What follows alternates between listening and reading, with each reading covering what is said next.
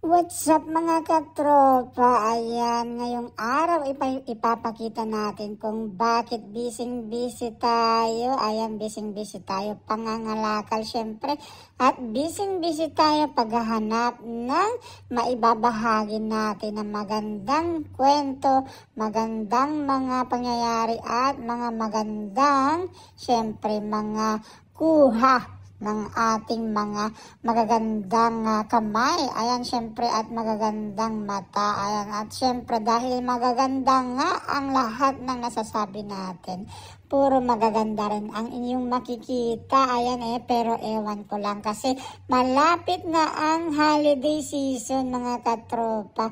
Malapit na ang Christmas at syempre malapit na rin ang New Year. Kaya kailangan nating magbahagi ng magaganda dahil kapag sinabi nilang New Year, dapat maganda lahat yung nakikita mo para buong taon maging maganda rin ang syempre buhay mo. At syempre mga magaganda lang ang mangyayari sa buhay mo buong taon kapag maganda yung binahagi mo. Kaya ibabahagi natin mga katropa, walang iba kundi mga magaganda lang. Syempre, kahit na mabilisan ang ating pagkuha, ayan, nakikita mo naman, merong maliit na barko na dumadaan, may pailaw pa yan. At syempre, ayan, nagtutur yan sa isang magandang lugar. Ayan, dito na napunta tayo mga katropa dahil meron tayong trabaho dito. At syempre, bukod sa trabaho, dito rin tayo syempre napag-isipan natin, napagpasyahan natin na dito muna magtinda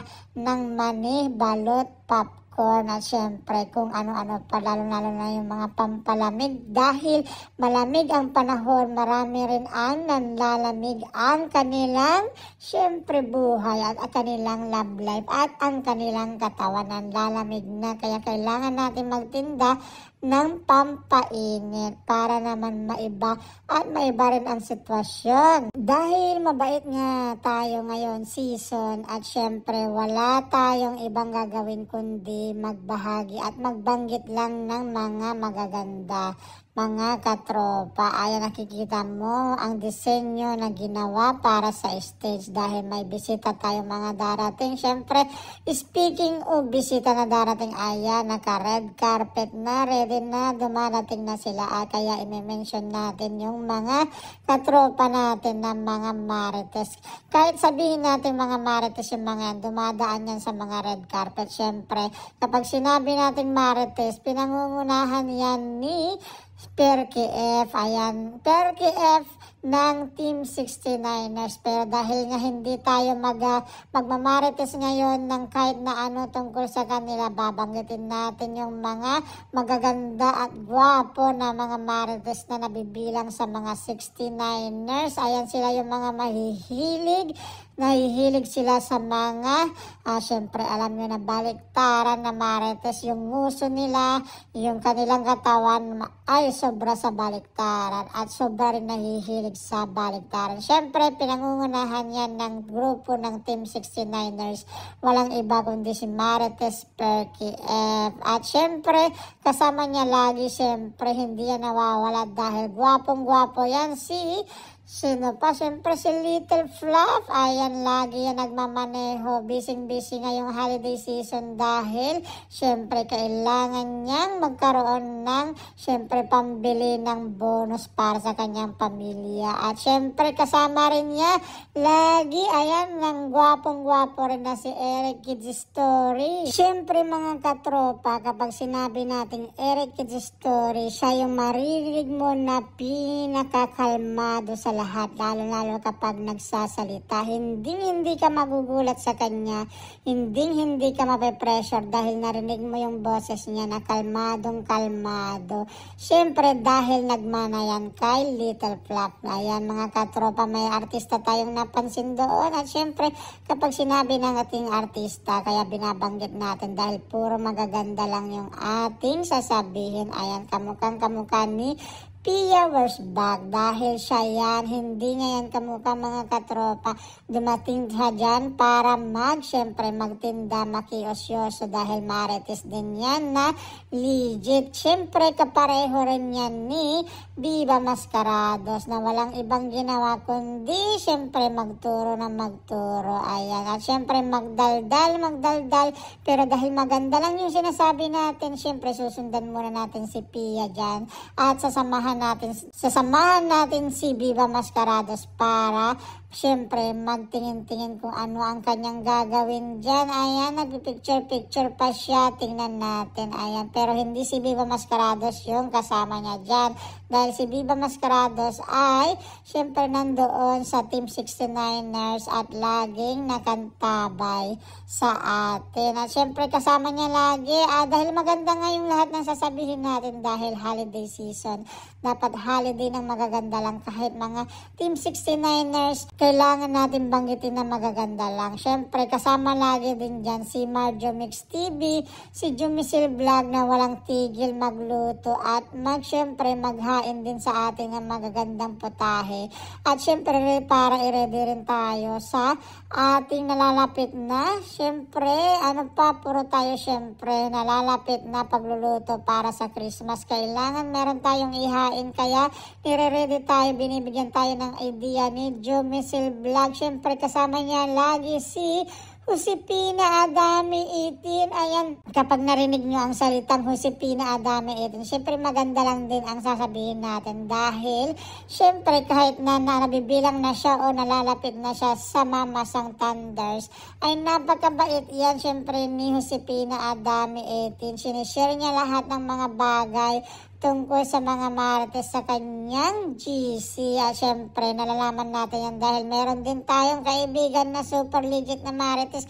Hindi na natin yung babanggitin dahil mga artista dumarating na mga katropa. Kailangan natin bantayan. Ayan, sana all time meron tayong mga kaibigan na dumarating ng mga artista dyan. Ayan, swerte ni Manong doon na tagabukas ng kanilang pintuan. Baka marami na rin siyang na-receive na tip galing sa mga artista na yan. Syempre, ay merong batang Chinese na artista. Hindi natin siya kilala pero sigurado ako na kilala mo siya. Ayan, namumukaan mo. At syempre, dahil namumukaan mo, babanggitin natin yung isang marites na lagi rin namumukaan kung sino yung mga dumarating at kanyang nakakahalubilo dahil maganda nga lang yung sinasabi natin. Syempre babanggitin natin yan si Debris the Babs at syempre kasama niya lagi yan si Reskiao. Ayan, hindi yan tumitigil na kumain at syempre gumala para itour tayo sa mga lugar dahil nire-ready nga nilang tayo, sinasabi natin dahil ang mga Team 69ers na marites kahit naman hindi holiday season, mahilig yan magbigay ng mga impormasyon din tungkol sa mga bagay sa pagkain. At syempre dahil nabanggit nga natin si Debris the Babs at si Reskia, syempre binabahagi nila yung lugar. Ayan, pinapakita nila sa kanilang mga vlog. Kaya kung ako sa inyo, sundan nyo na sila at syempre hindi kayo magugutom. Ayan, garantisado hindi kayo magugutom dahil puro pagkain ang kanilang hinahanap. At syempre yung lugar, kahit na yung lugar yung pupuntahan nila, syempre hindi yan titigil. At syempre hindi titigil ang ikot ng kanilang mundo kapag walang pagkain. Sure na sure ako na pagdating pa lang nila sa lugar, meron na talagang baon yan na pagkain dahil bago pa yan pumunta sa kanilang picnic, ayan, bago pa nila i-meet ang kanilang mga kaibigan, nagluluto na rin yan ng kanilang baon. Hindi mawawala yon. Dahil puro syempre tayo mga katropa, ay napapasana all tayo kay Manong na tagabukas ng pintuan. Ayan, syempre, dahil nga sinabi natin kanina, baka ang dami-dami na punong-puno na ang kanyang bulsa ng tip galing sa mga artista na dumarating. Kaya napapasana all tayo kay Manong. At syempre, sigurado ako hindi naman nakulbet ang mga artista na yan. Baka nagbibigay sila ng tip o di kaya tinatago lang nila at pasikreto na binubulsa ang papiso-piso na syempre ayuda nila sa mga nagbubukas ng pintuan sa kanila. At syempre, dahil narinig natin hindi sila nakulbet, ayan, babanggitin natin yung mga nasa sa team na Culbert na Bagtit. Dahil wala nga tayong hindi maganda na sasabihin, puro magaganda lang. Ayan, dahil dumarating na yung mga sexy na artista. Ayan, nakikita mo, syempre super generous yan tulad ng mga musang na Culbert na Bagtit na may saltik na mga lumilipad tuwing dumarating yung dilim. Ayan, syempre, ayan, binubuksan na. Syempre, kapag sinabi nating musang, wala tayong ibang gagawin at wala tayong ibang sasabihin kundi maganda lang. Kaya kapag sinabi nating musang Celtic na Culbert family, syempre pinangungunahan yan ng kanilang inang na si Kakudapom. Syempre yung dumating na yan, kamukha lang ni Ate Kakudapom, pero hindi siya yan. Dahil maganda lang yung sasabihin natin, hindi natin siya okrayan kahit na tuwing gabi ay lumilipad-lipad na siya at syempre naiiwan ang kanyang kalahati na katawan sa syempre sa gilid ng saging at syempre sa puno ng saging. Ayan mga katropa, ganyan na ganyan din yung buhok ni Ate Kakudapom. Ayan, dahil mukha siyang syempre mata pobre na mayaman. Ayan, pero hindi mga katropa, dahil sinabi ko nga na puro magaganda lang yung sasabihin natin, hindi tayo mambubuli. Kaya kapag narinig nyo ang salitang Kakudapom, ayan, nasa team yan ng musang Celtic na Culbert family na Marites. Pero napaka-generous din nila. Syempre, ayudahan ka at syempre aaliwin ka, lalong-lalo na kapag pupunta ka sa kanilang LS. Hindi ka maboboard dahil wala kang ibang maririnig kahit na sinasabi natin na reklamador sila. Ayan, iniulitin natin, kahit na sinasabi natin reklamador sila, mga bully. Ayan, lalong-lalo na ang kanyang mga anak na si Tita Katya Life in Lebanon. Ayan, kahit na yung boses ni Tita Katya Life in Lebanon ay parang boses ng sirena o isang plaka na garalgal at sirang-sira na. Ayan,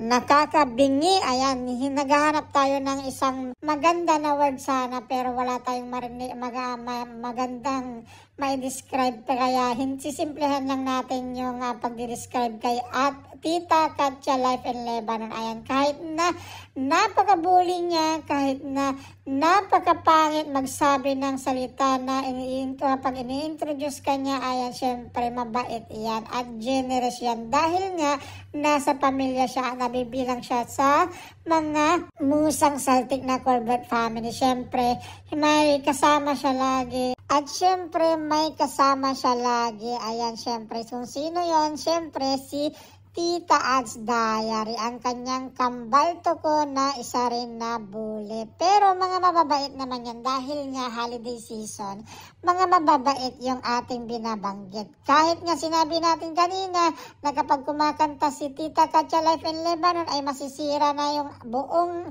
araw mo.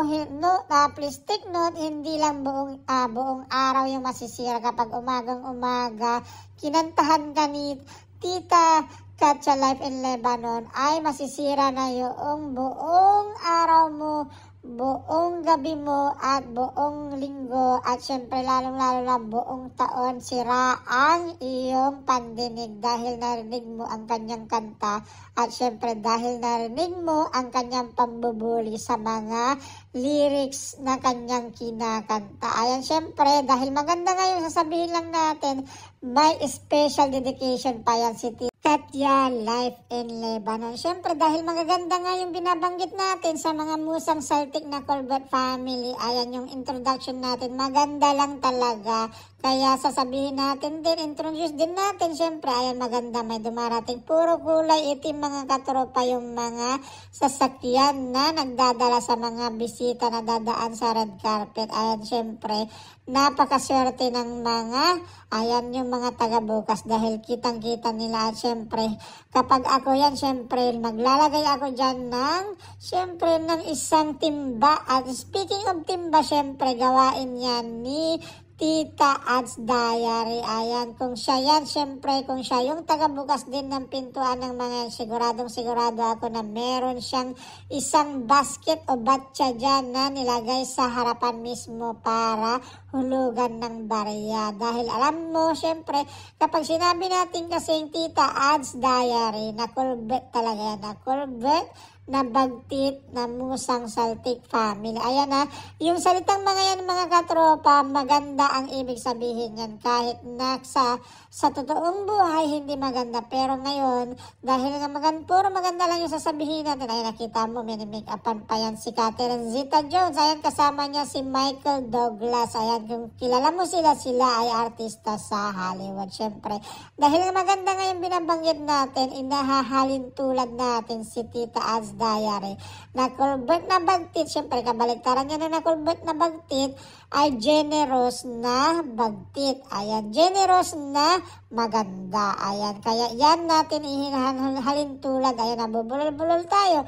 Inahalin tulad natin at dinidescribe natin ngayon si Tita Ads Diary. Syempre na kulbert na bagtit. Pero kapag sinabi natin na kulbert na bagtit na may saltik, ang isipin mo yung opposite side. Ayan, kaya ayan, tuloy-tuloy lang tayo mga katrabak. Bakit natin nasabi na ganun si Tita Ads Diary? Syempre dahil isa siya sa pinaka nakulbat, pinaka bagtit at pinaka syempre may saltik na reklamador sa pamilya ng Mosang Saltik family. Ayan, gintong-ginto mga katropa ang sumunod na bisita na dadaan sa red carpet.